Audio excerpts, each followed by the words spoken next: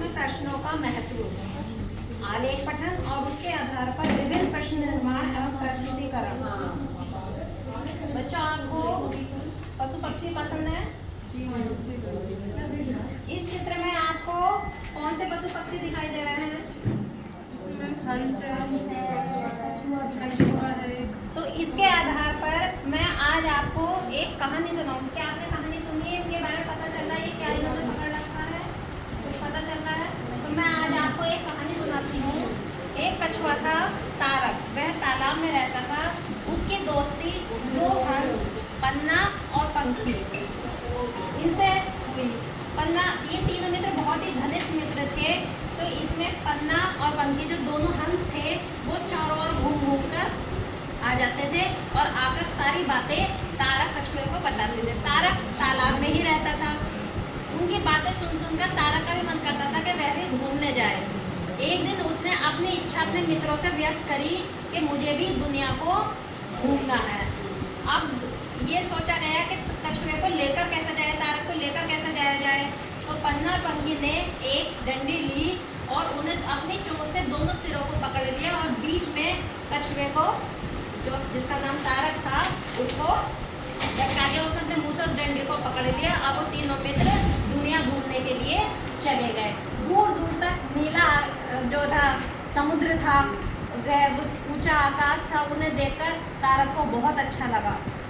अचानक ही जब उसने समुद्र देखा और समुद्र में तेज लहरें उठी, उसे देखकर तारक बहुत खुश हुआ और वो हंस पड़ा। और जैसे ही वो हंसा, उसका मुंह खुला का खुला रह गया और वो समुद्र में जाकर गिर गया।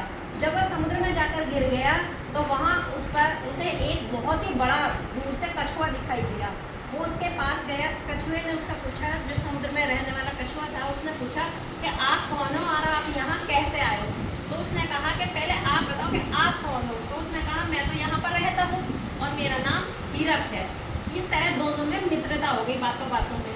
तो हीरक ने कहा कि चलो मैं आज आपको समुद्री जीवों से मिलवाता हूँ। तो उसने व्हेल मछली, शार्क मछली, ऑक्टोपस, झींगा मछली, कुछ मछली ऐसी थी जिनकी जो आंखें जो है वो चमक रही थी, उसमें से रोशनी निकल रही थी।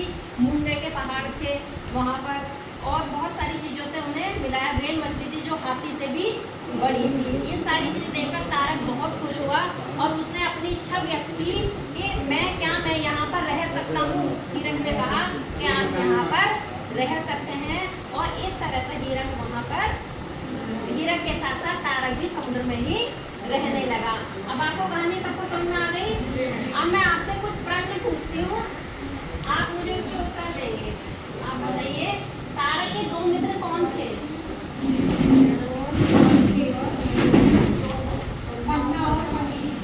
अच्छा, तारक कहाँ घूमना चाहता था? तारक ने समुद्र में क्या क्या देखा?